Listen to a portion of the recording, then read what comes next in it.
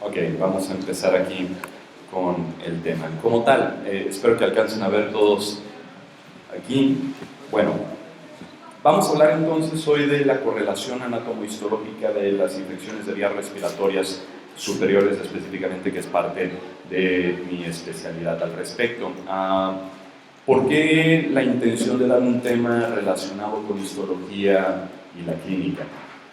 En muchas ocasiones, probablemente, no sé si ustedes serán alumnos de primero, segundo, tercer semestre, semestres más avanzados, resulta aquí que muchas de las materias básicas que en un momento dado vemos nosotros durante las clases en la universidad, y me estoy refiriendo a materias como histología, enterología, o muchas de ellas, a veces las pasamos un poquito de largo y vamos pasando a lo largo de diferentes semestres en nuestra preparación y se nos van olvidando esas materias básicas. Es muy frecuente que recordemos materias como anatomía, como terapéutica, farmacología, yo qué sé, cosas por el estilo, y a veces dejamos un poquito de lado este tipo de materias, ¿no? En realidad, todas las materias son de gran importancia al momento de aplicarlas a la clínica.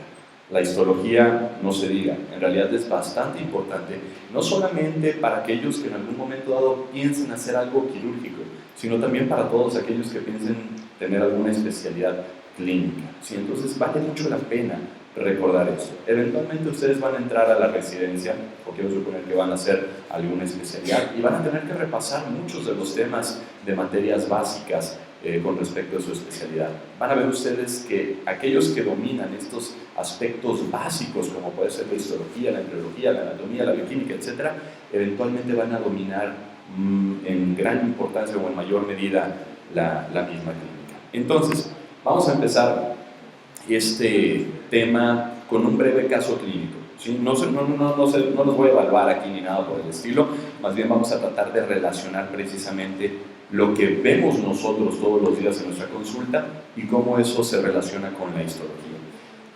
Esta es una paciente que en su momento llegó a mi consulta, una paciente del sexo femenino, de 68 años de edad, que se dedica al comercio básicamente. ¿Sí?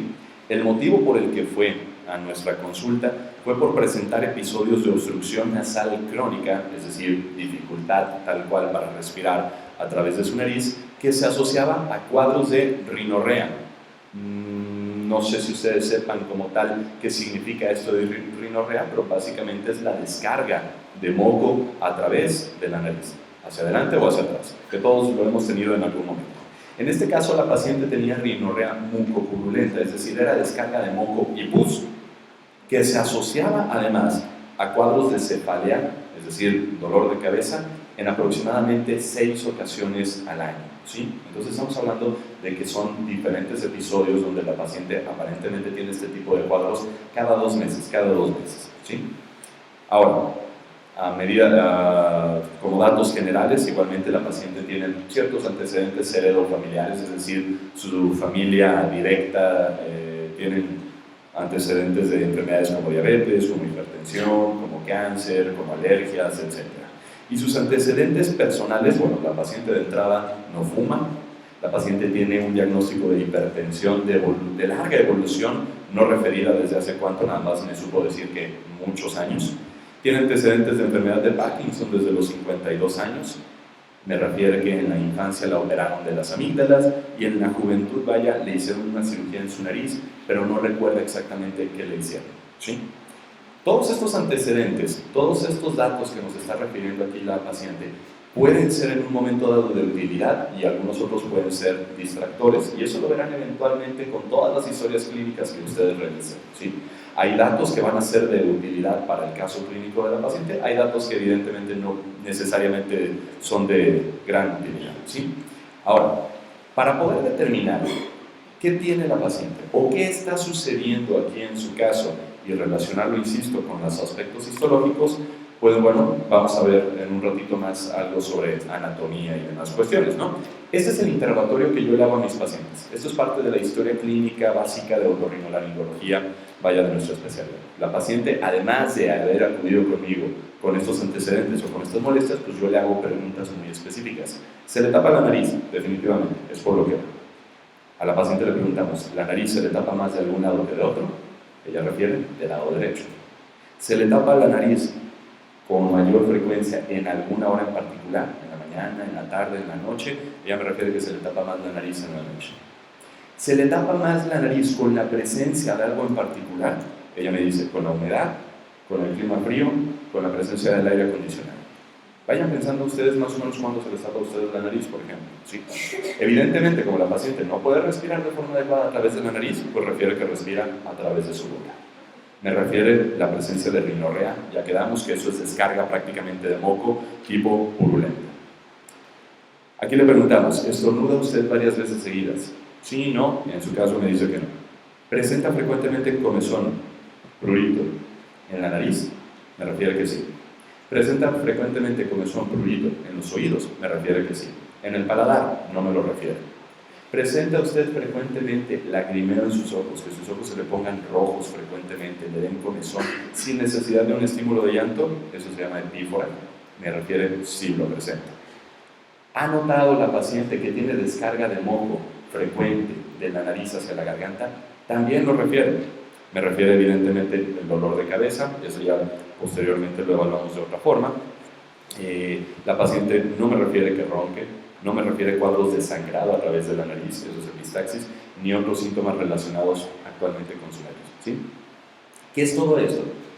¿En qué semestre van ustedes más o menos?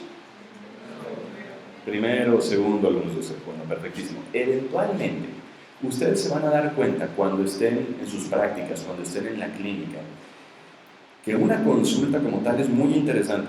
¿Por qué? Porque una consulta es como un trabajo de detective. ¿Sí? Imagínense ustedes cualquier historia de detectives que se les ocurra, lo que piensen, cualquier película de suspenso, si ustedes quieren lo que se les antoje, eso es una consulta. ¿Por qué? Porque llega un paciente con nosotros refiriéndonos un problema.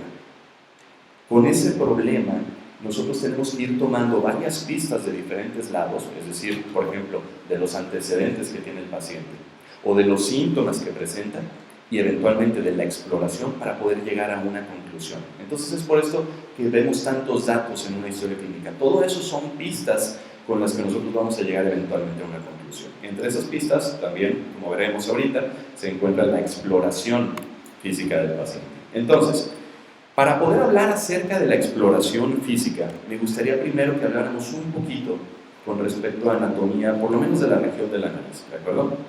Si ustedes ven esta imagen, aquí imagínense que por alguna razón tomamos un paciente y por alguna extraña razón le quitamos la piel, le quitamos la grasa, le quitamos los músculos de la cara y nos quedamos con esto, que básicamente son los huesos y los cartílagos. Aquí vamos a poder observar los cartílagos de la región de la nariz, los huesos del cráneo, que ustedes ya tienen perfectamente bien estudiados entonces, ¿sí?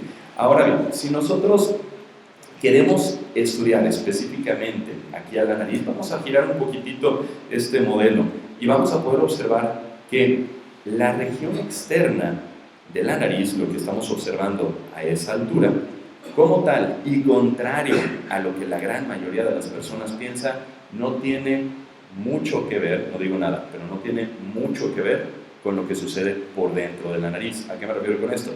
Esto que tenemos nosotros aquí, donde ustedes se tocan y se colocan sus lentes y demás cuestiones, contrario a lo que muchas personas piensan, por ejemplo, no es el tabique, ¿sí?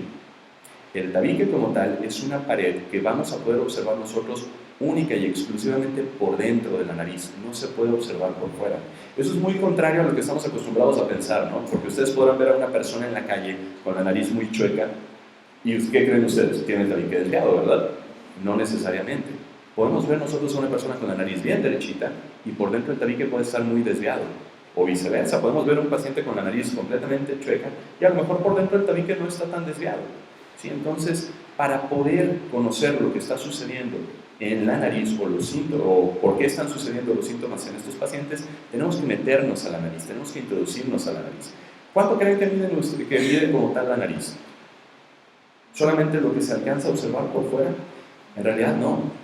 La nariz prácticamente es una cavidad muy, muy grande que está dentro de nuestro cráneo. Va prácticamente desde la punta de la nariz, como ustedes la conocen, hasta acá, hasta llegar hasta nuestros oídos. Es un espacio muy grande que se encuentra entre nuestros ojos, ¿sí? Si lo viéramos nosotros de esta forma, vamos aquí quitando los cartílagos que forman a la parte externa de la nariz, ahí los retiramos y van a ver que ahí nos ejemplifican de color rosa la mucosa de la nariz, es decir, la envoltura epitelial, vaya, de ahí de la nariz. ¿Alcanzan a ver una pared que hay justo aquí en el centro? Ahorita la vamos a ver mejor. Fíjense, ahí quitamos la envoltura de la mucosa de la nariz. Voy girando aquí y fíjense en esta pared. Esa pared como tal es el tabique. Insisto, es una pared muy delgadita que va desde la punta de la nariz hasta muy atrás de la nariz, pero está por dentro de la nariz, ¿de acuerdo?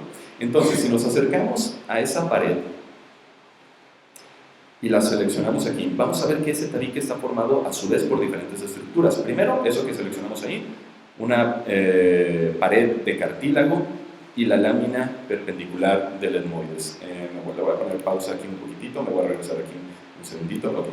Esto que observamos aquí es una pared cartilaginosa, la conocemos nosotros como cartílago cuadrangular, básicamente por su forma cuadrangular. Y hacia acá atrás, ese cartílago se articula con la lámina perpendicular del etmoides, ¿de acuerdo? Pero vamos a ver que el tabique, esa pared que insisto es muy larga, no solamente está formado por estas dos estructuras, sino que si observamos un poquitito más hacia adentro, ahí vamos a seleccionar también al vómer. Entonces, el tabique como tal, insisto, una pared muy larga que va desde afuera hasta muy adentro de la nariz, está formado principalmente por esas tres estructuras: cartílago cuadrangular, lámina perpendicular del etmoides, vómer, ¿sí? Entonces, si quisiéramos observar toda la longitud de esta cavidad de la nariz, nos vamos a adelantar ahí un poquitito, ¿ok? Fíjense lo que hacemos ahí. Tratamos de desvanecer un poquito las demás estructuras y fíjense lo larga que es la nariz, en realidad, la cavidad de la nariz. Va desde la región externa del cráneo hasta muy hacia adentro de nuestro cráneo, ¿sí? Ahí vamos a seleccionar nuevamente los cartílagos, la vía aérea, y vamos a quitar todo lo que hemos visto hasta ahorita. Si vemos a la nariz por dentro, vamos a poder observar igualmente esos como ganchos, los alcanzan a ver allá adentro, esos como ganchos de color rosa, esos se llaman cornetes. Los cornetes son otras estructuras, ahí los dibujamos, dentro de la nariz, que si los vemos con un corte coronal, tienen forma como de ganchos. Si los pudiéramos ver de adelante hacia atrás, como veíamos ahorita la nariz o la cavidad nasal, estos ganchos se continúan desde muy adelante, igual, hasta muy atrás de la nariz. Son una especie como de riel, por así decirlo. Se encuentran hacia los lados del tabique, ¿sí? Estos cornetes principalmente son tres, aunque aquí vemos únicamente dos: los inferiores y los medios. Habitualmente tenemos otros más arriba que se llaman cornetes superiores. ¿Por qué les estoy mostrando esto? Porque justo en este espacio que vemos ahí, en este espacio que se encuentra entre los cornetes inferiores y los cornetes medios, tenemos un espacio al cual conocemos como meatos. En este caso, los meatos nasales, vaya, y particularmente este de aquí, permiten el paso de diferentes estructuras. Por ejemplo, el meato que se encuentra entre el cornete inferior y el cornete medio, pues lo conocemos como meato medio.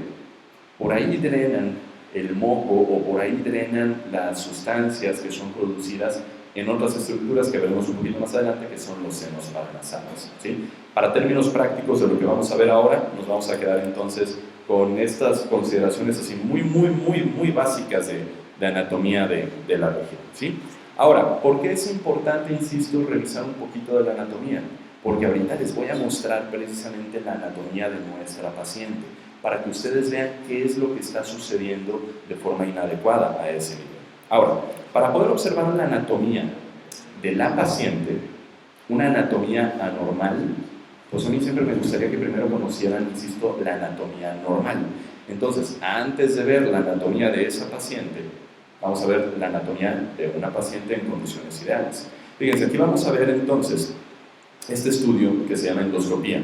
Ojo aquí, porque una endoscopía no es solamente para ver el estómago, esto es una endoscopía nasal. Aquí estamos introduciendo una cámara a través de la nariz y específicamente del lado izquierdo de la nariz de la paciente, ¿sí? Lo primero que podremos observar aquí es esta pared, ¿la alcanzan a ver? Esa pared es el tabique. Si se fijan ustedes, no tiene nada que ver con lo que tenemos aquí afuera. Y alcanzan a ver un poquito más adentro este gancho de aquí. Ese es el cornete, ¿sí? Ahorita ustedes van a poder observar cómo ambos van desde muy adelante hasta muy atrás de la nariz. Básicamente aquí lo que nos interesa observar es el espacio que hay entre ellos dos, porque habitualmente a través de ese espacio pues es por donde puede pasar el aire, por donde podemos respirar. Yo voy pasando por ese espacio mi cámara hasta llegar lo más atrás posible y ver algo allá atrás que se mueve. ¿Alcanzaron a ver eso? ¿Cómo se movía? Vamos allá otra vez. Eso de allá atrás. ¿Lo alcanzan a ver? Ok, eso que se movió allá atrás es el paladar. Esto es señal de que yo llegué con mi cámara desde muy adelante hasta muy, muy atrás de la nariz, donde la nariz se comunica con la garganta. Evidentemente esto lo saben ustedes, la nariz se comunica con la garganta gracias a que la garganta se divide en 3 porciones: rinofaringe, orofaringe e hipofaringe, también conocida como laringofaringe, ¿sí? La rinofaringe pues, es la porción de la garganta que está en comunicación con la nariz, básicamente es esto de ahí. ¿Llegaron a escuchar en sus clases de anatomía un término que decía coanas? Ok, ¿qué son las coanas? Este espacio básicamente, el espacio que comunica a la nariz con la faringe tal. ¿Sí? Ahora bien, entonces, esto básicamente es la anatomía normal. Aquí vemos un cornete normal, un tabique normal. Si ustedes se fijan hacia acá arriba, vemos el cornete medio, ¿sí? Y entre ellos dos hay un espacio, insisto, que se llama meato medio, ¿de acuerdo? Entonces, esto es lo normal, esto es lo que nos gustaría ver, pues, en cualquier persona, básicamente. Con esto nos aseguramos nosotros de que no hay ninguna patología importante, o por lo menos de que no hay dificultad para respirar, etcétera, etcétera. Vamos a ver ahora, entonces, la endoscopía de la paciente con el cuadro que empezamos. Fíjense, entramos aquí del lado izquierdo de su nariz y de entrada, ¿qué observamos ahí? ¿Qué ven de diferente a lo que veíamos antes? ¿Perdón? Me hacen así, pero es muy feo. ¿Qué significa? ¿Qué ven ahí? ¿Perdón? Está inflamado. ¿Qué está inflamado? Esta bola, ¿verdad? Esta bola está muy grande. Está inflamada, el cornete está aumentado de tamaño. Si se fijan ustedes, esta pared del tabique se ve bastante derechita, porque este no es el problema de la paciente. Recuerden, ya la habían operado alguna vez a los 19 años. Probablemente la operaron de su tabique, por lo que alcanzamos a ver aquí. Ahora bien, vamos profundizando un poquito más. Fíjense ahí. ¿Qué ven aquí? Una buena cantidad de moco, mucho moco, y es un moco muy espeso, muy amarillo, por así decirlo, ¿sí? Eso es la rinorrea mucopurulenta que nos está refiriendo la paciente, esa presencia de moco, ¿sí? Ahora, aquí lo que trato de hacer yo es dirigirme, insisto, lo más atrás posible para ver el movimiento del paladar. Si se fijan, no hay mucho problema de espacio, aunque sí alcanzamos a ver cierta limitación de este espacio por el tamaño del cornete. Intencionadamente me voy aquí a observar el otro cornete, el cornete medio, ¿sí? El que está arribita del otro. ¿Alcanzan a ver esto que vemos aquí? Eso técnicamente es el espacio que conocemos como meato medio. Pero si ustedes se fijan, este espacio tiene un proceso inflamatorio bastante evidente, ¿sí? ¿Qué significa esto? Muy probablemente exista algún problema que impida el adecuado flujo del moco que viene desde los senos paranasales hacia la nariz y que normalmente desemboca a través de este espacio, ¿sí? Ok, esto es el lado izquierdo de la nariz de esta paciente. Vamos a ver el lado derecho. Cuando vemos nosotros hacia el otro lado, pues como lo veíamos en las imágenes de hace ratito de la anatomía, pues nos gustaría ver una imagen en espejo. ¿A qué me refiero con esto? Ahora el tabique lo vamos a ver de este lado y los cornetes de este otro, ¿sí? Entonces pasamos aquí del lado derecho. Si se fijan ustedes, hay mayor inflamación de esta masa, el cornete. Hay una cierta desviación aquí de esta pared, que es una pequeña desviación del tabique. En realidad esta no es tan importante en la clínica para la paciente. Pero ¿se acuerdan ustedes de dónde refería la paciente que tenía mayor dificultad para respirar? Del lado derecho, justamente. Estamos relacionando precisamente lo que nos refiere a la paciente con la exploración física. Ahora, observen aquí. Mayor cantidad de qué? Bastante moco que tiene esta paciente. Yo voy pasando por este espacio, está todavía un poquito más limitado que el del lado izquierdo. Alcanzo a ver el movimiento del paladar, perfecto. Sí hay cierto espacio, pero está más limitado. Aquí intencionalmente regreso a ver aquí el cornete de este lado, el cornete medio, perdón, del lado derecho, para ver el meato medio. Fíjense ustedes qué encontramos aquí, en el meato medio. Moco nuevamente, ¿sí? Aquí estamos hablando de que en efecto, todo lo que estamos encontrando en la exploración está muy relacionado con lo que la paciente nos ha comentado hasta este momento, ¿sí?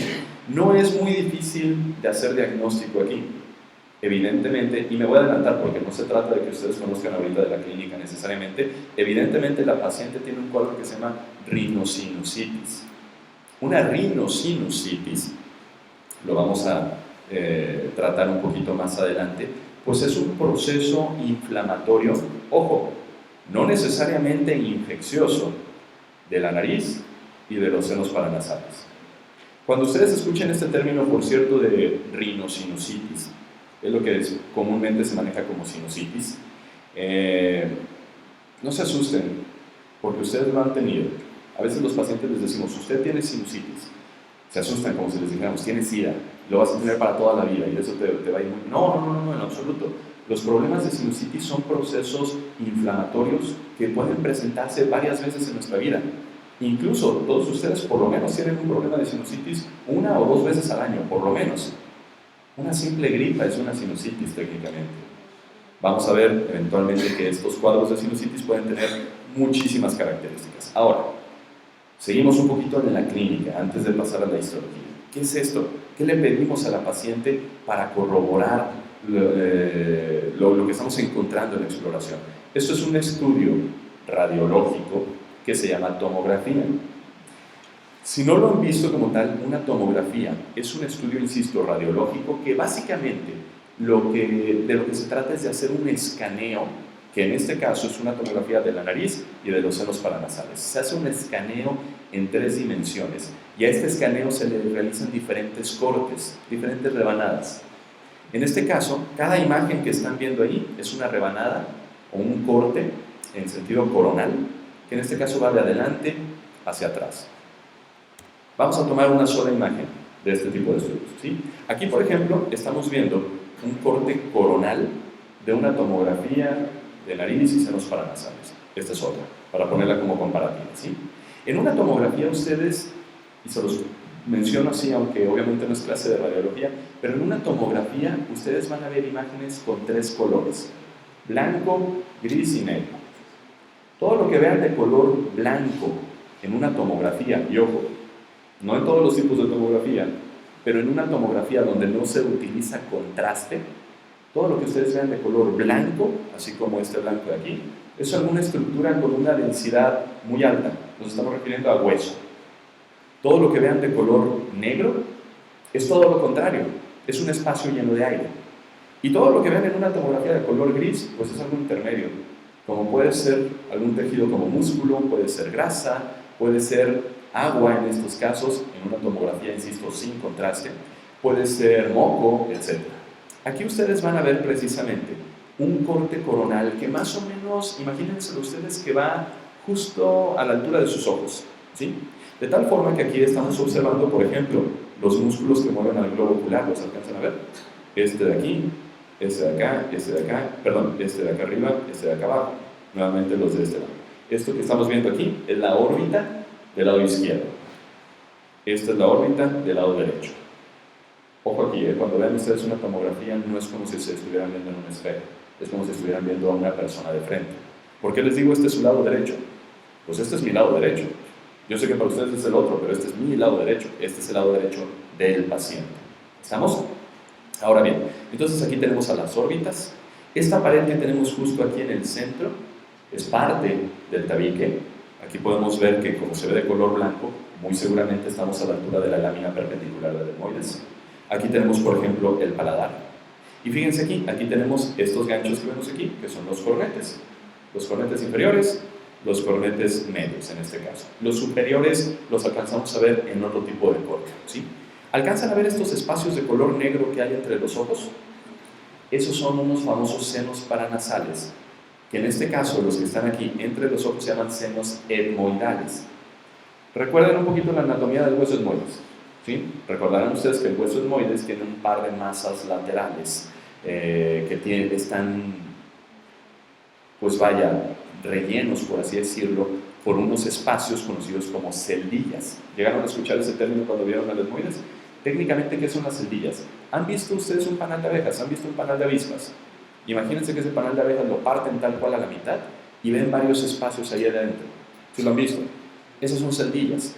Celdillas son los espacios como tal. Si ustedes abren el etmoides, es igual por dentro, muy similar a un panal de abejas, ¿sí? Entonces, cada uno de estos espacios son diferentes celdillas. ¿Alcanzan a ver estos espacios que vemos por debajo de los ojos?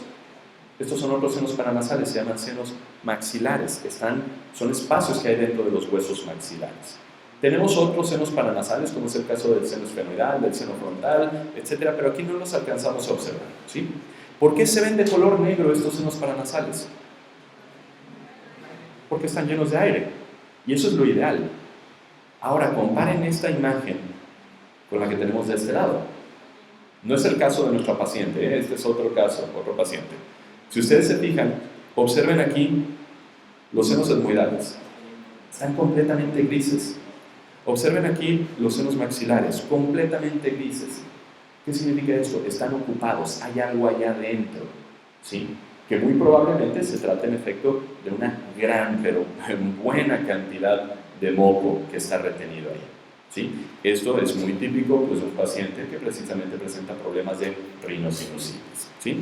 Ahora, si vemos específicamente la tomografía de nuestra paciente, observamos aquí nuevamente esta pared, que es el tabique.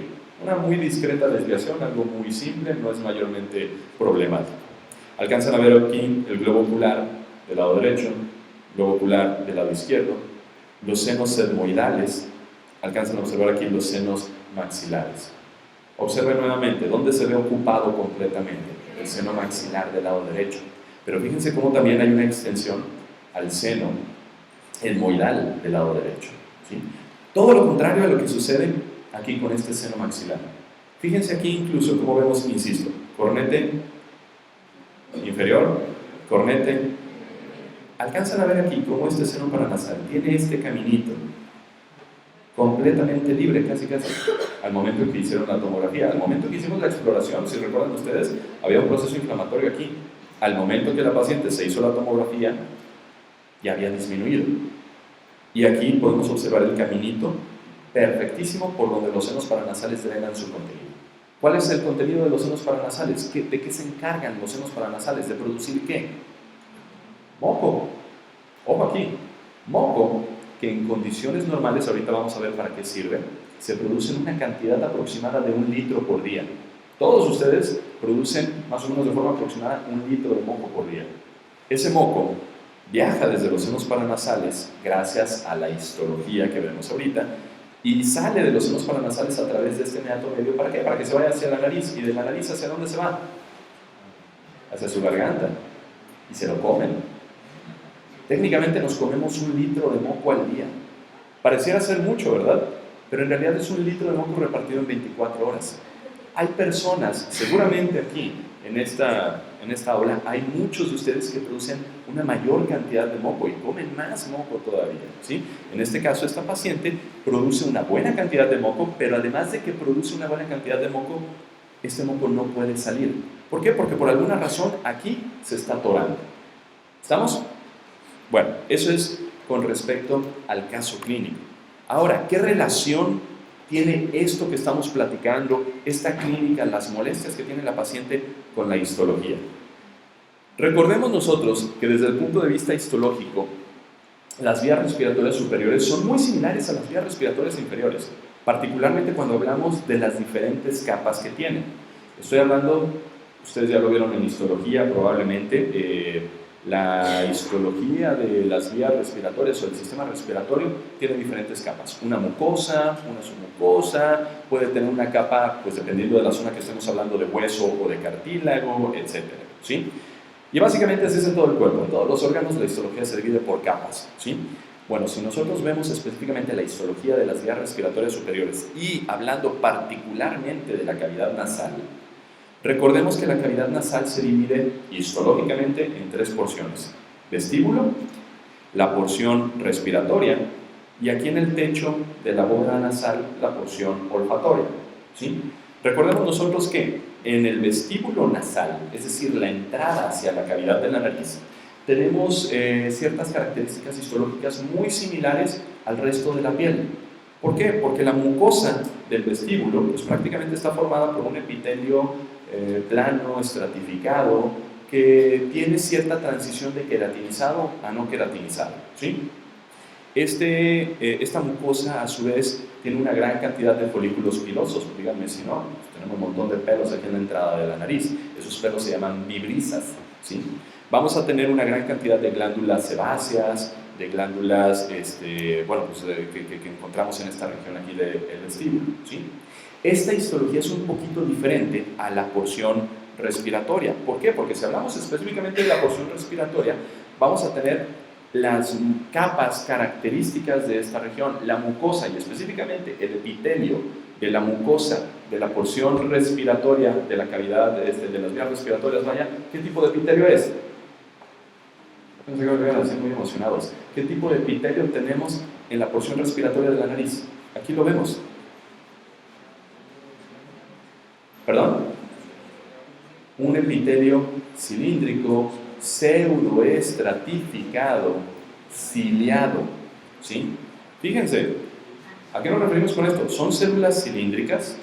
¿Por qué les llamamos pseudoestratificado? Sus núcleos están a diferentes alturas, pero todas las células alcanzan esto, la membrana basal. ¿Sí? Fíjense aquí cómo vemos unos núcleos por aquí, otros núcleos por acá, por aquí, por acá, y van subiendo y bajando. ¿Sí? Pseudoestratificado, porque pareciera que está estratificado, pero no, todas las células alcanzan esto, la membrana basal. En la región más apical de este epitelio, ¿alcanzan a ver todo esto que vemos aquí? Son cilios, ¿sí? ¿Qué son los cilios?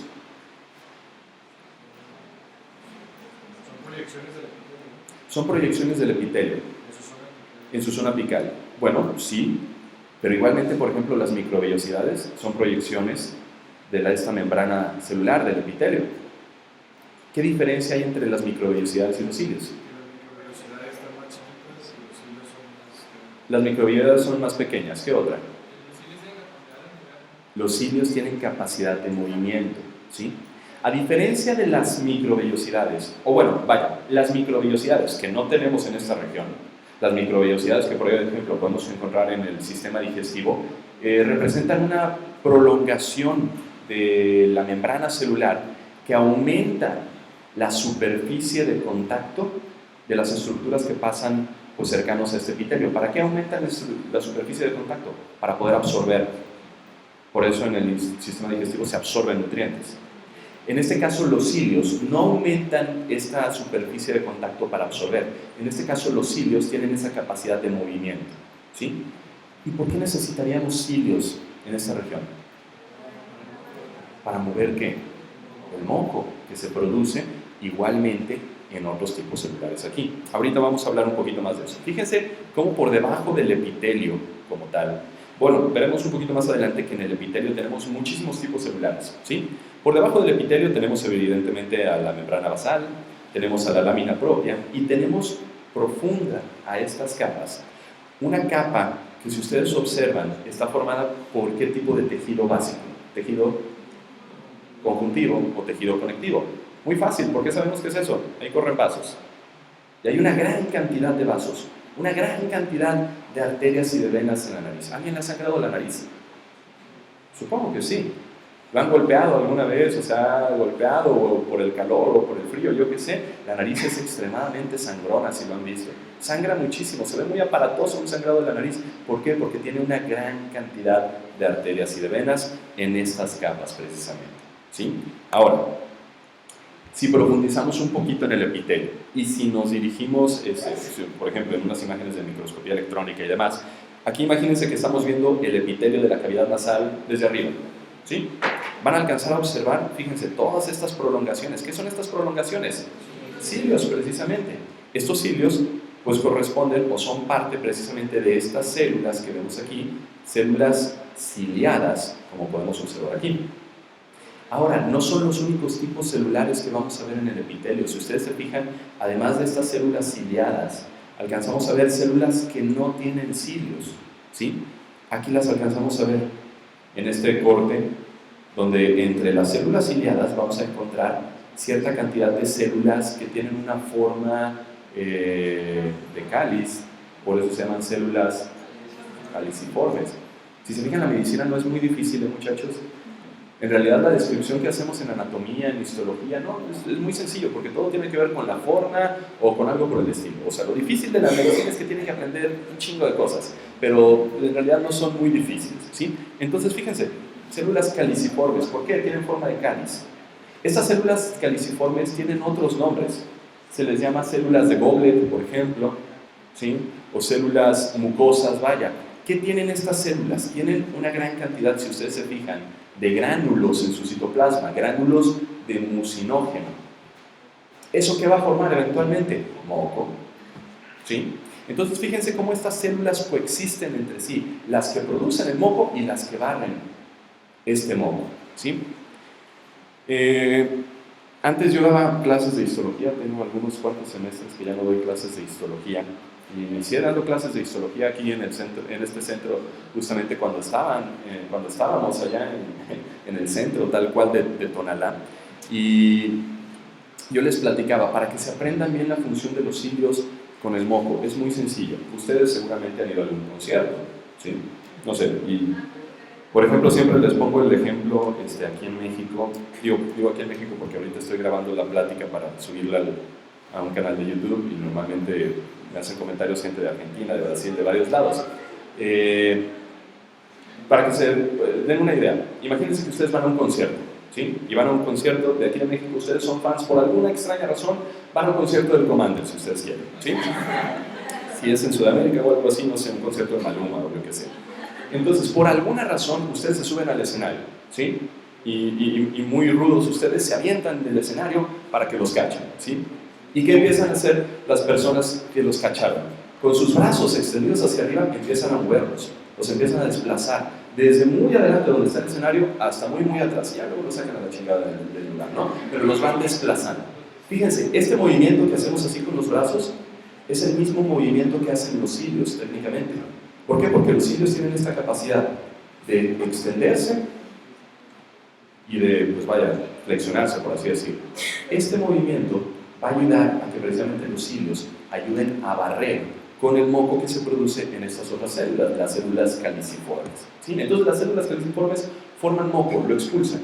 Las células ciliadas lo van a desplazar. No son las únicas células que tenemos nosotros en el epitelio respiratorio, probablemente sean dos de las más importantes, pero tenemos otros tipos celulares. Ya platicábamos, las células ciliadas de entrada son las más abundantes y se encuentran de todo el espesor del epitelio, es decir, desde su porción más apical hasta la región más basal de la célula, ¿sí? Están en contacto con la membrana basal de este epitelio, por eso se llama pseudoestratificado. Y si ustedes se fijan, nuevamente vean la posición que tienen los núcleos. Los núcleos nos harían pensar que hay diferentes capas, pero no, en realidad es una sola capa de células que van desde muy arriba hasta muy abajo, ¿sí? Ahora bien, aproximadamente cada célula ciliada tiene 250 cilios. ¿Quién los contó? Ni idea. ¿Por qué? Por alguna razón, vaya. Pero como dato anecdótico, tienen 250 cilios cada célula ciliada. Para que se den una idea, la capacidad de movimiento que tienen estos, ¿sí? Estas entonces se encargan, las células ciliadas, de barrer con el moco desde los senos paranasales y desde la misma nariz hacia su garganta. Es por eso que se puede transportar el moco. El moco no se transporta simplemente porque sea líquido, vaya, sino gracias a la acción celular. Fíjense ahí la importancia de la histología, volvemos a lo mismo. ¿Alguno de ustedes extrañamente ha tenido gripe? Todos, evidentemente. Y cuando tienen gripe, además de que producen una mayor cantidad de moco, no es tan fácil poder movilizar ese moco. Luego vayan ahí sorbiendo los mocos, vaya tratando de transportarlos hacia su garganta para escupirlos, vaya, o tratando de sonarse, ¿cierto o no? ¿Sí? ¿Eso por qué? Porque precisamente, como veremos un poco más adelante, esta función histológica se ve limitada cuando tenemos algún proceso inflamatorio a este nivel, ¿sí? Ahora, las células caliciformes, también conocidas como células de Goblet, ¿sí? Estas igualmente, al igual que las células ciliadas, abarcan todo el espesor de este epitelio respiratorio. Como ya bien platicábamos, tienen gránulos, tienen una gran cantidad de depósitos de mucinógeno. ¿Para qué? Para producir el moco. Estos, a diferencia de las anteriores, no tienen cilios. Hay otro tipo de células que ustedes podrán observar justo aquí, asociadas a las capas más profundas de este epitelio. Se llaman células basales. Y como cualquier célula basal de prácticamente cualquier epitelio, de prácticamente cualquier órgano que ustedes vean en cualquier sistema, pues representan células que sirven como una población de reserva, que en un momento dado se van a poder diferenciar en los otros tipos celulares del epitelio, ¿de acuerdo? Estas se encuentran más cercanas hacia la membrana basal, hacia la lámina propia, vaya, y como podremos observar, las podremos distinguir porque tienen un núcleo prominente. Fíjense ustedes, ¿por qué decimos núcleo prominente? Decimos núcleo prominente en relación a su citoplasma, porque en realidad el núcleo no es más grande que el de las células ciliadas, ¿verdad? Pero prominente en relación al resto de su citoplasma, ¿sí? Es decir, hay más núcleo que citoplasma, a diferencia que aquí, que prácticamente hay más citoplasma que núcleo, ¿de acuerdo? Tenemos otros tipos celulares, estas no se alcanzan a observar en esta imagen propiamente, pero como podremos tener unas células que se llaman células de cepillo o células en cepillo. Estas, fíjense, tienen microvellosidades, pero estas microvellosidades no necesariamente tienen la función de las microvellosidades, por ejemplo, del sistema digestivo para absorber. En este caso, las células en cepillo tienen microvellosidades que les permiten tener un contacto con estructuras de la cavidad nasal. ¿Por qué? Porque estas, a su vez, las células en cepillo hacen, no sinopsis, perdón, eso está incorrecto, es sinapsis en su base con terminaciones nerviosas, ¿sí? Terminaciones nerviosas, por ejemplo, de diferentes pares craneales. Supongo que algunos de ustedes todavía no han visto los pares craneales y demás, pero a grandes rasgos les platico. La nariz, además de ser una zona que está altamente vascularizada, tiene muchas arterias, muchas venas, también tiene muchos nervios, muchísimos, que le dan sensibilidad y que además de sensibilidad a la región de la nariz, pues también le pueden conferir otras funciones particulares de lo que se llama sistema nervioso autónomo, ¿sí? No nos vamos a meter mucho en complicaciones allá al respecto, ¿sí? Pero para que se den una idea, se han arrancado un pelito de la nariz, les ha salido una espinilla en la nariz, ¿sí? Los pelos de la nariz, las vibrisas, que dicen que son los pelos más largos del cuerpo, ¿verdad? Te arrancas uno y te duele hasta el culo. No porque llegue hasta allá, sino porque es precisamente una zona que está altamente inervada. En este caso, la inervación sensitiva pues, está dada por el trigémino, ¿sí? La inervación del sistema nervioso autónomo, no pretendo que lo sepan ustedes ahorita si van en primero o segundo semestre todavía, pero la del sistema nervioso autónomo tiene influencia también sobre la nariz, ya sea el sistema nervioso autónomo simpático o parasimpático. Y una influencia muy importante para la congestión o la descongestión, por ejemplo, de la nariz. Ahora bien, perdón, se me estaba pasando. Tenemos otras células que se llaman células de gránulos pequeños. Estas son las menos abundantes en todo caso. Son equivalentes a las células enteroendocrinas que encuentran ustedes en el sistema digestivo. Aquí viene una relación muy importante ahora con la embriología. ¿Por qué tenemos células tan similares en el sistema digestivo? Estoy hablando de las células de gránulos pequeños o las células enteroendocrinas en el sistema digestivo, y tenemos estas células también en el sistema respiratorio. ¿Por qué se les ocurre?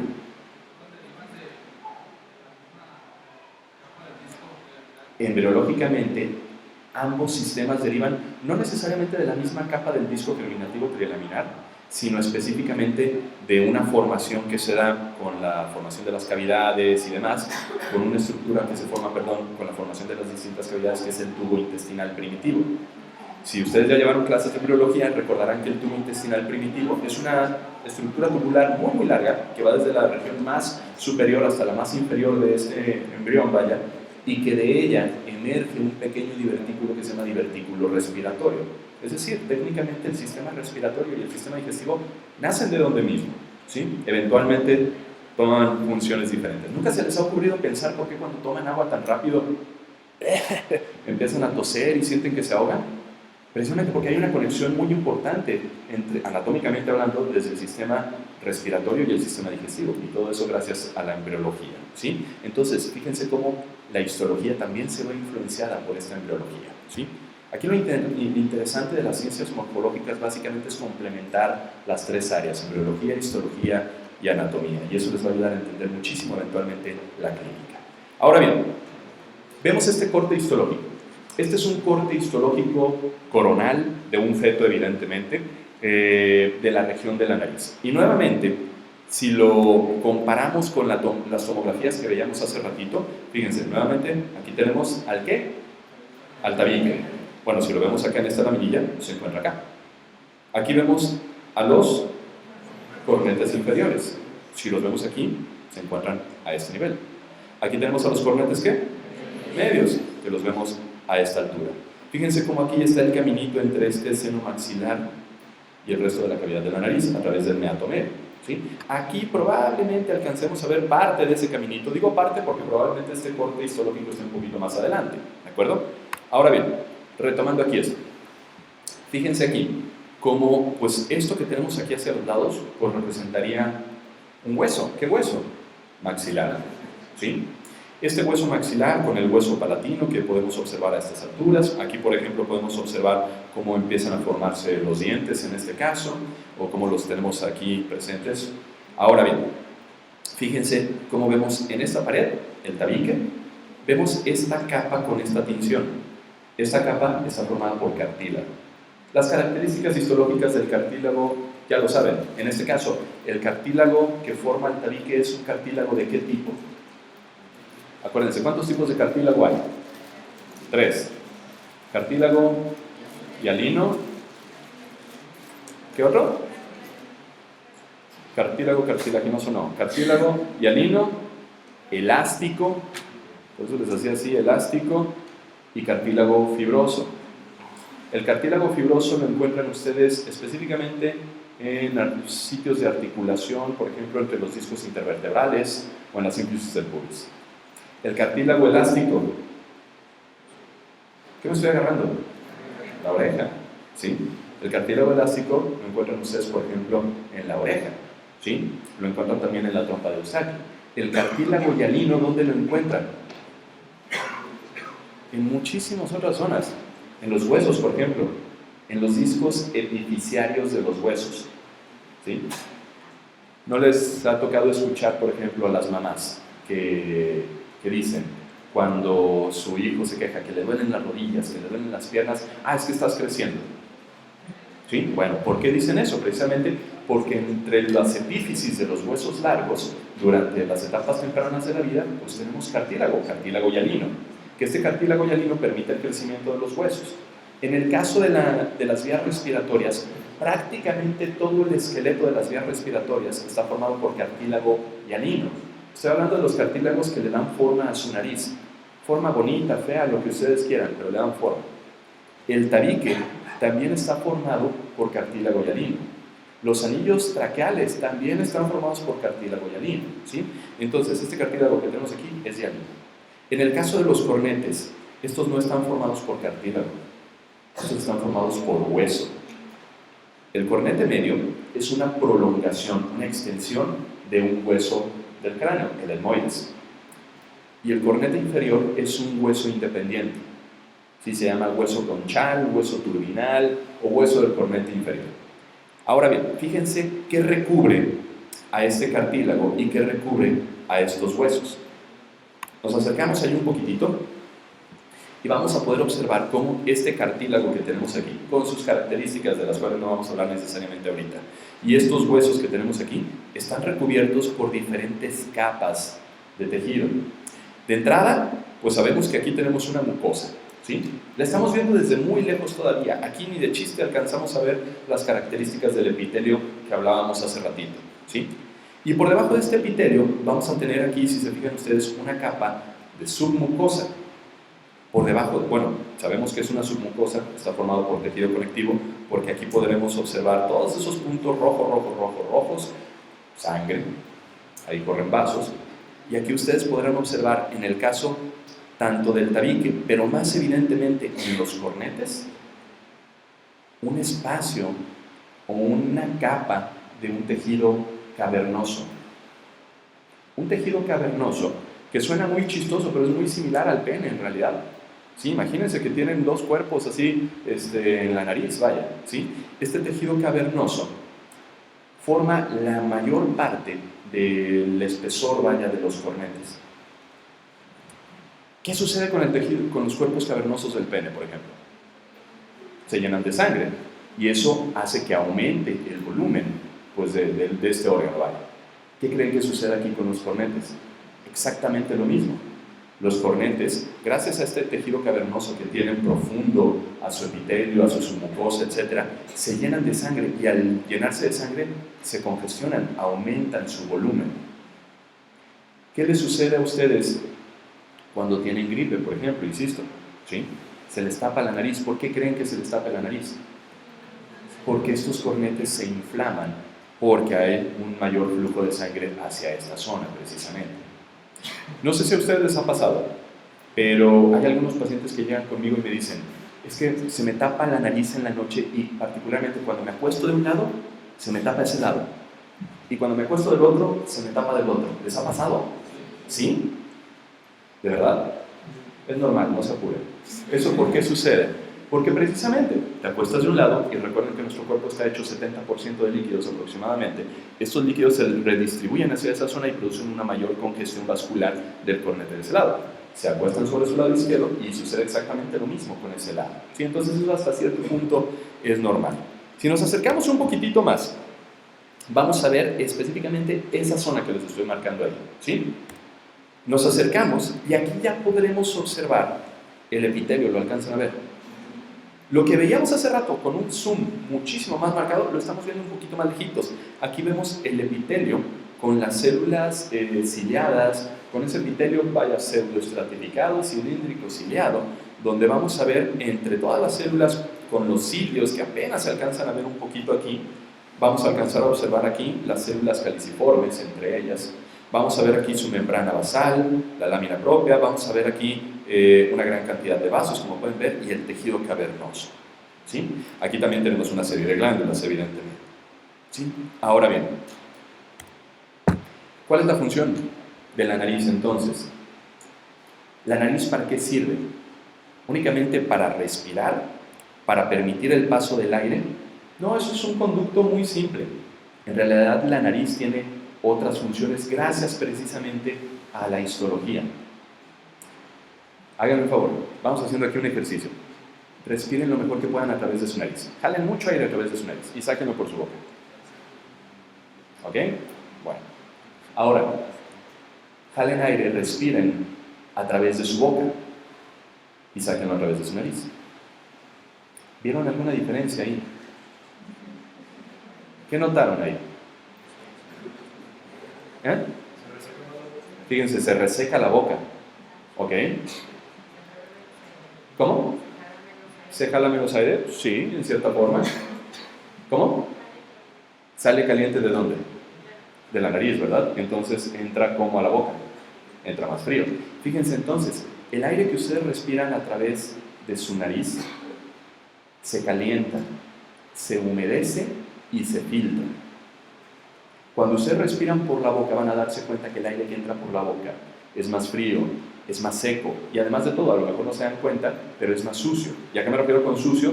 Pues tiene mayor cantidad de bacterias, de virus, yo qué sé, ¿sí? O de partículas un poquito más grandes, ¿sí? Resulta que entonces la función de la nariz no es solamente la de conducir el aire, es de acondicionarlo. ¿Y cómo lo acondiciona? Lo calienta, lo humedece, lo filtra, porque resulta que el aire que está en el medio ambiente es muy frío, es muy sucio, es muy seco. Esas no son funciones de la boca. Cada vez que ustedes respiran por la boca, el aire entra frío, seco, sucio. No les extrañe precisamente que si algún paciente no puede respirar de forma adecuada a través de su nariz, está frecuentemente respirando a través de su boca. Y si respira frecuentemente a través de su boca aire frío y seco, ¿qué es lo que va a acabar sucediendo? Va a tener muchas molestias en su garganta ese paciente. No es nada infrecuente que a ustedes les vayan a llegar, pacientes eventualmente en su práctica diaria, que dicen, es que me enfermo muy seguido de la garganta. Y cada rato me duele la garganta, y me duele, y me duele. ¿Y qué es lo primero que hace el médico general, o el médico así, incluso especialista en otras áreas? ¿Qué es lo que hacen los médicos? ¿Qué damos? Antibióticos, ¿verdad? Porque es muy típico. Relacionamos dolor de garganta, es infección, hay que dar antibióticos. No, hay que cambiar esa forma de pensar, hay que cambiar ese paradigma. De entrada, como veremos ahorita, no todos los procesos infecciosos requieren de antibióticos, ¿sí? Y además, cuando tengan ustedes un paciente que tiene molestias en la garganta frecuentemente, ese paciente muy seguramente va a tener problemas a nivel de su nariz. ¿Y qué creen? Probablemente no lo sabe. ¿Por qué? Llegan muchos pacientes a la consulta precisamente con molestias en la garganta y dicen, no, pues es que no, me duele mucho la garganta. Y descubrimos que tienen problemas serios a nivel de su nariz, que no pueden respirar, solamente que el paciente no lo sabe. Muchas veces le podemos preguntar al paciente, ¿usted tiene problemas para respirar? Y dice, no, yo respiro muy bien. y al momento de revisarlos encontramos unos desastres dentro de la nariz, le decimos al paciente, ¿sabe qué? Yo estoy muy seguro de que usted considera que respira bien, pero no necesariamente, ¿sí? ¿Por qué sucede eso? Muy probablemente muchos de ustedes están acostumbrados a respirar de una forma que les parece lo más normal de este mundo, porque tienen años respirando así y han sobrevivido, ¿sí? Pero muy probablemente tengan problemas para respirar. Entonces, fíjense ustedes, el aire que nosotros inhalamos cuando inspiramos, de entrada, se ve filtrado gracias a la primera porción de la nariz, el vestíbulo y sus vibrisas. Pueden entrar muchas partículas a la nariz, donde vamos a ver que estas partículas son atrapadas por el moco que producen las células caliciformes. De esta forma, entonces, estamos viendo cuál es la función de las células caliciformes y de su moco: atrapar sustancias, para esas sustancias llevarlas hacia la garganta, ¿sí? Podremos observar las células ciliadas, ya como bien comentábamos, se encargan de transportar este moco, pero fíjense, el epitelio, insisto, o las capas,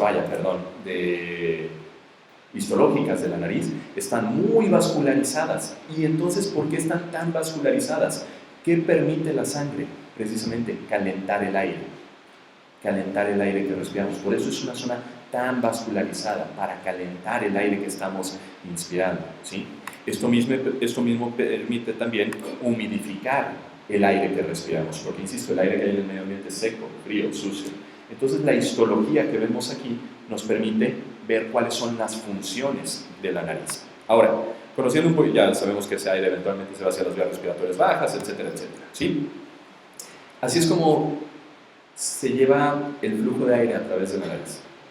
Si ustedes se fijan, esto es una animación en 3 dimensiones precisamente del flujo aéreo a la inspiración y a la expiración, bueno, hacia la inhalación y hacia la exhalación.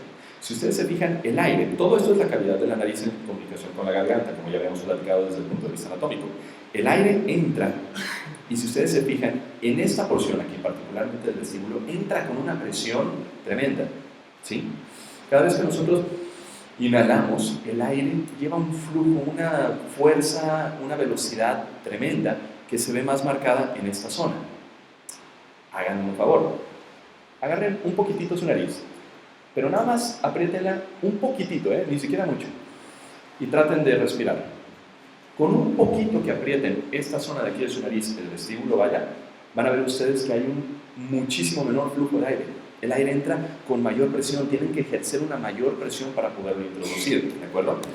Ahora bien, si lo vemos relacionado precisamente con la anatomía, vamos a poder observar que las diferentes porciones de la nariz pues tienen diferentes características histológicas de entrada. Aquí tenemos al vestíbulo, y como ya bien habíamos platicado, el vestíbulo tiene un epitelio estratificado, plano, queratinizado, con una transición a no queratinizado. La porción respiratoria, el epitelio pseudoestratificado cilíndrico ciliado. Si se fijan, no hablamos nada de histología de la porción olfatoria, olfatoria, porque eso es otro boleto y no vamos a profundizar mucho en eso. Volvemos a lo mismo. Aquí en esta zona podemos observar el flujo de aire, cómo el aire va circulando a lo largo de toda la nariz, se pone en contacto con los cornetes y pues esto le permite ser filtrado, ser humedecido, etc. ¿Sí? Ahora, como ya bien vimos entonces, las células caliciformes o células de Goblet se encargan de producir moco. ¿El moco para qué sirve en este caso? Para atrapar partículas, ¿sí? Estas partículas pueden eliminarse gracias a la acción de diferentes enzimas, como son las lisocimas, las lactoferrinas que se encuentran en el moco. Y este moco transporta estas sustancias pues hacia las vías digestivas, hacia la faringe, hacia el esófago, hacia el estómago, para que acaben destruyéndose la mayoría de estas partículas, ¿sí? Como ya vimos, el gran flujo sanguíneo, la gran cantidad de arterias y venas permite el calentamiento y la humectación del aire. Si hablamos específicamente de los cambios clínicos e histológicos que tiene nuestra paciente, pues bueno, veremos entonces que este cuadro, la rhinosinusitis, técnicamente y por definición es la inflamación de la nariz y de los senos paranasales y la inflamación de estas estructuras histológicas. Ojo aquí, porque muy probablemente lo que ustedes consideren como sinusitis, refiriéndome a los síntomas que ustedes se imaginan que presenta un paciente con sinusitis, no necesariamente es así. Porque ustedes piensan en sinusitis y ¿qué es lo que piensan? Muchos podrán decir dolor de cabeza, moco y dolor de cabeza. No necesariamente, ¿sí? Porque pueden tener moco y dolor de cabeza y no tener sinusitis. Pueden tener sinusitis sin tener dolor de cabeza, por ejemplo. Las últimas guías europeas de la rinosinusitis es un documento muy largo. Básicamente nos refieren que clínicamente, para poder hacer diagnóstico de sinusitis, de rinosinusitis, el paciente debe de presentar congestión nasal, obstrucción respiratoria, debe de presentar rinorrea, que puede ser anterior, es decir, tal cual, que exista una descarga de moco hacia adelante, o rinorrea posterior, hacia la garganta. Debe de existir igualmente, o puede existir, dolor centrofacial, es decir, dolor en esta región asociado a los senos paranasales, e hiposmia. Clínicamente el paciente debe de presentar 2 o más de estos síntomas para que sospechemos en la posibilidad de rinosinusitis. ¿De acuerdo? A la exploración, ¿qué debemos encontrar? Edema. Recordemos aquí, edema como tal no es lo mismo que inflamación. Edema es atrapamiento de líquido, es la hinchazón. Inflamación es todo un proceso celular, ¿de acuerdo? Entonces debemos encontrar edema, debemos encontrar descarga mucopurulenta. Y como bien vemos pues, en nuestra paciente, tenemos descarga mucopurulenta, tenemos edema, es decir, la hinchazón, por ejemplo, de esta región. Y en algunos pacientes, podemos llegar a encontrar esto, pólipos. ¿Qué son los pólipos? Los pólipos son neoplasias, masas, tumores. Ojo aquí, porque no necesariamente tumor significa cáncer. Estamos hablando de neoplasias benignas de la nariz y de los senos paranasales, pues que representan un proceso inflamatorio. Ahorita vamos a ver un ejemplo de pólipos, ¿sí? Radiológicamente, ¿qué debemos encontrar en estos pacientes? Cambios tomográficos de la mucosa de los senos paranasales o del meato medio. Entonces, si se fijan, la paciente, con respecto a su historia clínica, a su exploración y a los estudios que le solicitamos, ¿con qué cumplía de todo esto? ¿Tenía congestión? Sí, por eso fue la consulta. ¿Tenía rinorrea? Por supuesto, y eso no solamente nos lo decía ella, lo podemos ver nosotros ahí en la endoscopía. ¿Tenía dolor centrofacial? Pues me refería a dolor de cabeza, ¿sí? ¿Tenía hiposmia? Eso no nos lo refirió. En la exploración, ¿tenía edema? Por supuesto que sí. ¿Tenía descarga mucopurulenta? Pues bueno, como veíamos precisamente aquí, había presencia de moco en el meato medio. ¿Tenía pólipos? Ella no. Ahorita vamos a ver cómo son los pólipos. Y en la radiología, por supuesto que tenía cambios en la tomografía típicos de este problema. Fíjense, esta es una endoscopía de una paciente con pólipos. Ahí vemos el cornete, ¿verdad? ¿Y qué vemos aquí? Estos son los pólipos. Son masas, son neoplasias benignas de la nariz, de los senos paranasales, que pues básicamente representan un crecimiento exagerado de la mucosa de la nariz, ¿sí? Esto también tiene importancia histológica, evidentemente, ¿sí? ¿Por qué? Porque estos tumorcitos, específicamente los pólipos, habitualmente son benignos. Pero fíjense que en la nariz podemos encontrar un sinfín de tumoraciones, un sinfín de neoplasias benignas y malignas, ¿sí? Que en un momento dado nos pueden dar este tipo de cuadros igualitos a lo que nos está diciendo la paciente, y que para poderlos diagnosticar tenemos que explorar por dentro y en la nariz, no quedarnos con que todo es una infección, ¿de acuerdo? Ahora bien, esto por ejemplo es la histología de un pólipo, ¿sí? Es una laminilla de un pólipo. ¿Qué es lo que vemos aquí? Bueno, lo estamos viendo desde muy lejos, pero la mucosa es similar. Su mucosa es muy similar. Lo que vemos en un pólipo habitualmente es muchísimo infiltrado de este tipo de células. Ustedes las verán con núcleos muy basófilos, moraditos, si ustedes quieren, aunque no es el término correcto, que básicamente son eosinófilos, ¿sí? Son células del tejido conectivo que están asociadas a estos pólipos, por ejemplo. ¿Cuál es la evolución clínica de una rinosinusitis? Habitualmente, lo más típico, lo más común, es que nosotros tengamos una rinosinusitis aguda. ¿Qué significa aguda? Que en este caso, sus síntomas, los que ya veíamos, o sus hallazgos, tienen una duración menor a 12 semanas. Estamos hablando de ¿cuántos meses? Multiplíquenle por 4, entre 4, 3 meses, ¿sí? Los síntomas que duren menos de 12 semanas lo consideraremos como rinosinusitis aguda, ¿de acuerdo? En este tipo de cuadros debe de haber una resolución completa de los síntomas, ¿sí? ¿Cuántas veces ustedes han tenido, insisto, dificultad para respirar, descarga de moco, ¿sí? ¿Y han tenido incluso molestias o esta sensación de dolor alrededor de su nariz? ¿Cuántas veces la han tenido? Seguramente muchas veces en su vida, simplemente con una gripa lo han tenido, ¿sí? Bueno, resulta aquí, la rhinosinusitis aguda, la más común de todas, pues es la viral, lo que conocemos como un resfriado común, una gripe común, ¿sí? Es una rhinosinusitis técnicamente. Este tipo de cuadros duran menos de 10 días.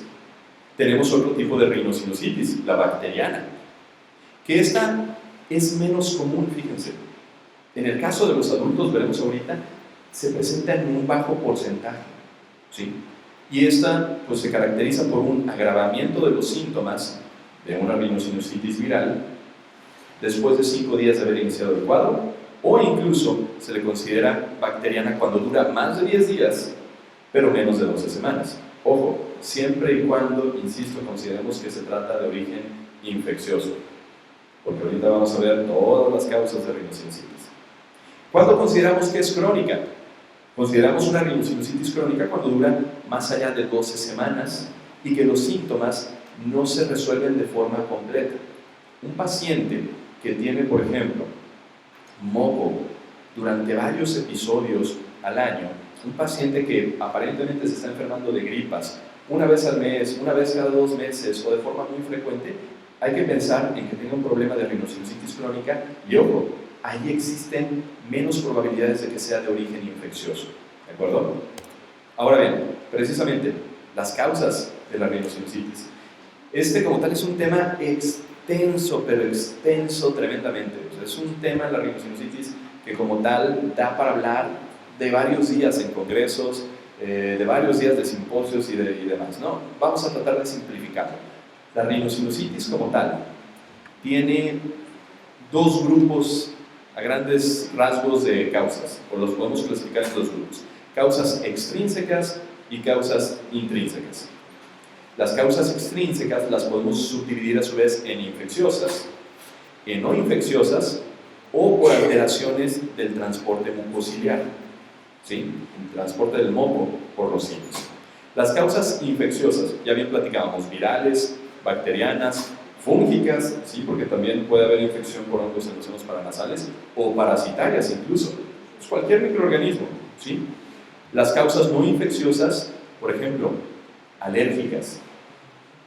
No es nada infrecuente, y eso quiero que lo tomen muy en consideración, no es nada infrecuente que una persona que se está enfermando frecuentemente de gripas y demás cuestiones pueda llegar a tener problemas de tipo alérgico, ¿eh? Consideren siempre esa posibilidad. Y más, sobre todo, porque hay algo que nos ayuda a diferenciarlo. Los síntomas son iguales, pero hay un síntoma predominante en un proceso infeccioso. ¿Cuál? Fiebre. Cuando ustedes tengan episodios o cuando tengan un paciente que se esté quejando frecuentemente de gripas frecuentes, moco, dolor de garganta frecuente, bla, bla, bla, sin fiebre, consideren que no necesariamente se trata de un proceso infeccioso. Ahora le vayan a dar antibióticos a todos, por favor, ¿sale? Problemas de sinusitis medicamentosa. ¿Han escuchado hablar o han visto seguramente en las farmacias el Afrin? Sí, ¿verdad? Excelente, padrísimo medicamento para destaparte la nariz, ¿sí? Si ustedes se fijan, todos los medicamentos tienen reacciones secundarias, ¿sí? Y entre esas reacciones secundarias, el del Afrin, que su compuesto se llama oximetazolina. La oximetazolina es un medicamento que entra dentro de un grupo llamados alfa-adrenérgicos, que esos básicamente lo que hacen es que a las arterias y las venas las contraen, las comprimen. Y con eso evitamos la fuga de líquidos desde la sangre hacia el tejido cavernoso, ¿sí? ¿Eso que va a producir técnicamente en el cornete? Que el cornete se desinflame. Si ustedes se fijan, ese tipo de medicamentos, véanlo en la cajita. Un día agarren una Afrin y vean la cajita, dice: no se use por más allá de 3 a 5 días. ¿Por qué? Porque ese tipo de medicamentos puede llegar a tener un efecto de rebote, donde el efecto alfa-adrenérgico ya no es suficiente y produce mayor congestión con el uso crónico. Tenemos pacientes que tienen utilizando ese tipo de medicamentos 5 o 10 años probablemente y que tienen una inflamación tremenda de los cornetes. Lo primero que tenemos que hacer es suspender el uso de esos medicamentos, por ejemplo. Ahora, traumáticas, causas traumáticas, por supuesto que sí. Una desviación del tabique, por ejemplo, fracturas, etcétera, por supuesto que pueden llegar a ocasionar problemas de sinusitis. Las causas intrínsecas, es decir, que no hay algún agente externo que las esté ocasionando y vaya, sino que tenga que ver con nuestro propio organismo, pues bueno, se subdividen en causas genéticas o adquiridas. Y cuando me refiero a genéticas, no me refiero necesariamente congénitas o algo por el estilo, sino que se pueden presentar eventualmente a lo largo de nuestra vida. Por ejemplo, una enfermedad que se llama fibrosis quística.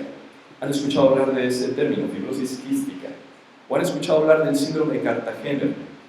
Son síndromes, son patologías genéticas donde, para no meterme mucho en broncas de biología molecular, no se producen ciertas proteínas que permiten el funcionamiento de los cilios. Entonces estas células pueden tener cilios, pero estos cilios no van a transportar el moco. Entonces el moco se queda retenido. Y no solamente a nivel de los senos paranasales o de la cavidad nasal, a nivel pulmonar igualmente. ¿Sí? Porque recordemos que la histología en la nariz, en las vías respiratorias bajas, es básicamente la misma. ¿Sí? Causas adquiridas. Bueno, existe otra cosa que se llama síndrome de Samter. El síndrome de Samter básicamente son pacientes que tienen sinusitis, que tienen pólipos nasales y, ojo aquí, hipersensibilidad o alergia a la aspirina. Un paciente que tiene problemas de alergias a aspirina, síganlo muy de cerca, porque es un paciente que puede llegar a desarrollar problemas alérgicos más severos con el paso del tiempo. Ese paciente idealmente debe ir con un alergólogo igualmente. ¿Sí? La compañera que está estornudando muy probablemente tenga problemas ahí de alergias justamente. ¿Sí? Ahora, disfunciones del sistema nervioso autónomo. Como bien platicábamos, la función del sistema nervioso autónomo simpático o parasimpático que regula la congestión o la descongestión vascular de los cornetes. Alteraciones hormonales, particularmente en las mujeres. Y estoy hablando de las mujeres embarazadas. Las mujeres embarazadas, por precisamente diferentes cambios hormonales, pueden tener una mayor congestión vascular de la nariz y un menor transporte mucociliar. Por ende, no es nada infrecuente que lleguen a la consulta pacientes embarazadas que no pueden respirar o que tienen problemas de sinusitis. ¿Sí? Problemas estructurales, como ya bien platicábamos, neoplasias, benignas o malignas. Hay una gran cantidad de tumores que podemos encontrar en la cavidad nasal. Osteogénesis imperfecta, otro tipo de problemas óseos, problemas autoinmunes, inmunodeficiencias, no se diga, pacientes con SIDA, etcétera, etcétera. ¿Sí? Entonces, fíjense la gran cantidad de causas. Insisto, si nos ponemos a hablar de cada una de ellas, nos llevamos días aquí hablando de esto. ¿Sí? Lo que sí quiero que quede muy en claro, los problemas de rinosinusitis más frecuentes son las rinosinusitis agudas. Y de la rinosinusitis aguda, la más frecuente es la viral, es la más común. Es producida por diferentes tipos virales, rinovirus para influenza, sincitial respiratorio, el virus de la influenza famoso que lo escuchamos cada año aquí. ¿Qué es lo que van a producir estos virus? Fisiopatológicamente y hablando desde el punto de vista histológico, una destrucción ciliar. Si existe una destrucción ciliar, pues ¿qué es lo que va a acabar sucediendo? El moco que se produce en mayor cantidad durante un cuadro agudo de este tipo de problemas no se va a poder transportar de forma adecuada. Por eso ahorita platicábamos qué sucede cuando tienen gripa. Tratan de limpiar ustedes su nariz de alguna forma. ¿Por qué? Porque los cilios no están ayudando. Hay edema, y por este edema evidentemente va a haber congestión, dificultad para respirar, la obstrucción a través de la nariz. Y como ya bien platicábamos, hay mayor producción de moco. Muy importante hacer énfasis aquí en esto de aquí. Este tipo de cuadros no requieren del uso de antibióticos. Los antibióticos no van a matar a los virus. Incluso los medicamentos antivirales no matan a los virus.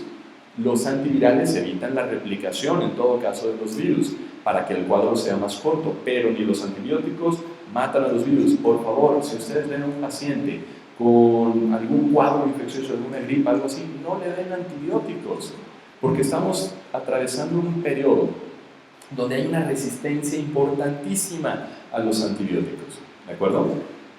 Y este tipo de resistencia a antibióticos nos puede llegar a matar, evidentemente, algún día, ¿sí? Si ustedes se fijan, apenas el 25 al 30% aproximadamente de los casos de rinosinusitis viral aguda, es decir, de gripe, van a tener una sobreinfección bacteriana, pero solamente ese porcentaje pequeño. Normalmente, ¿cómo se caracteriza una infección bacteriana? Bueno, las infecciones bacterianas, en este caso las rinosinusitis bacterianas, están ocasionadas principalmente por este tipo de bacterias, específicamente el neumococo o el streptococo pneumoniae en mayor medida. Sí, van a tener cuadros o sintomatología más aparatosa, muy similar, pero más aparatosa. ¿Sí?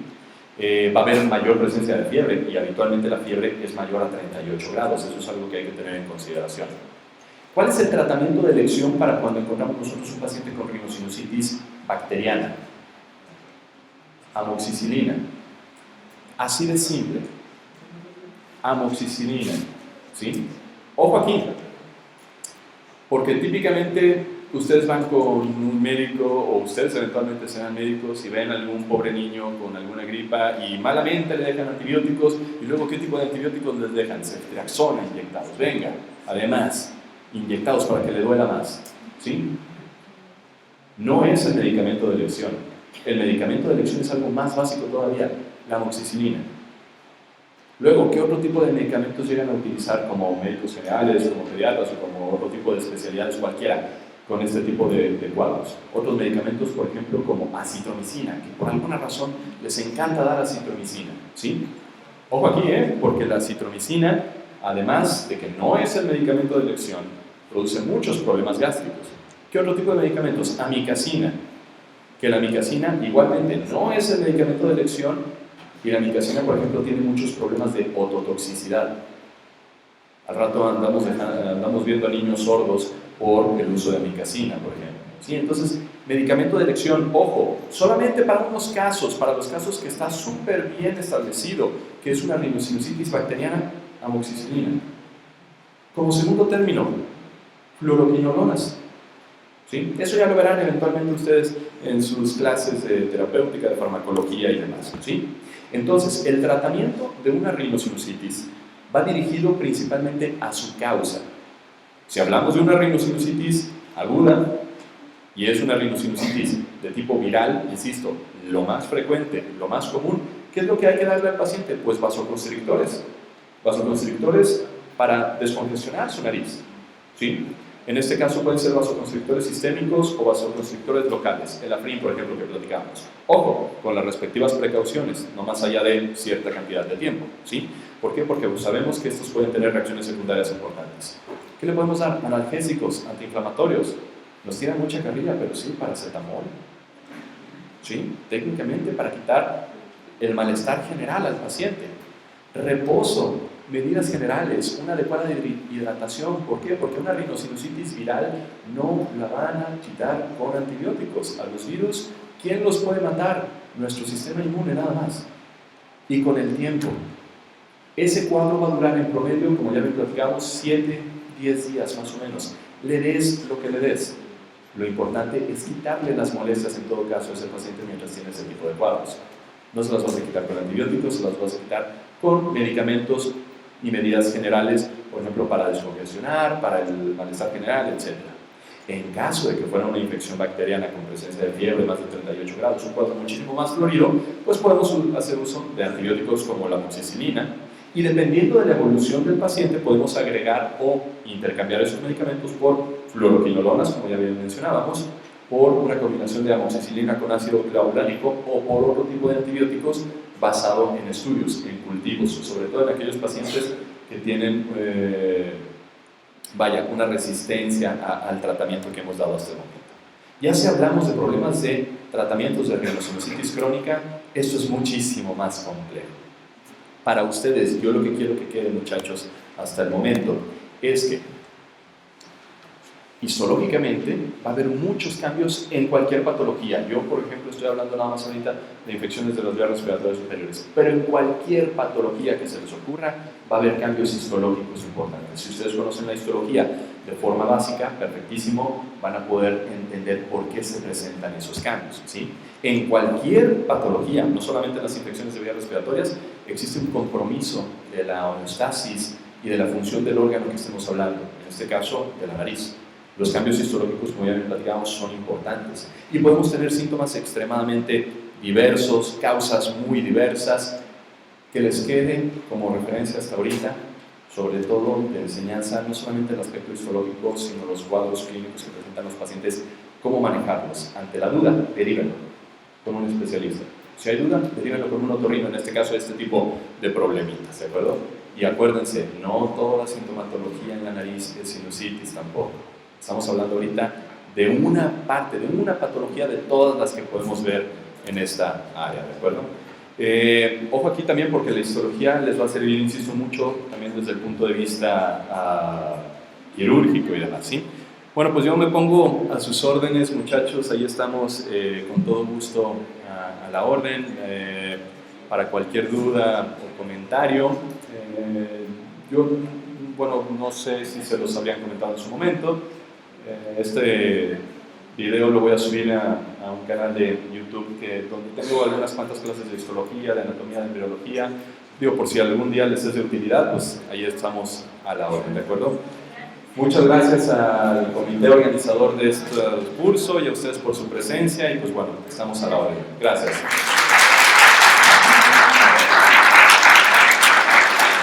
Bueno, agradecemos al doctor Aldo por su presencia en este congreso y le hacemos entrega de una constancia. Muchísimas gracias. Gracias.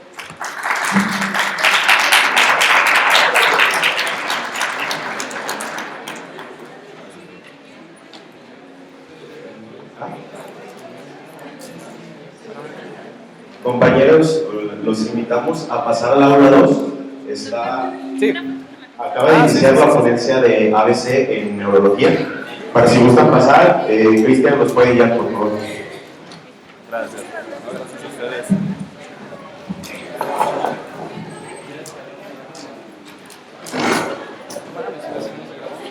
¿No? Se me hace que no. No, ¿cómo que? Pues ni modo. Ya para la otra. Muchas gracias, señor. No, hombre, ¿de qué? Estuvo muy bien. No, no es que me alcancé. Ah, no, sí, sí.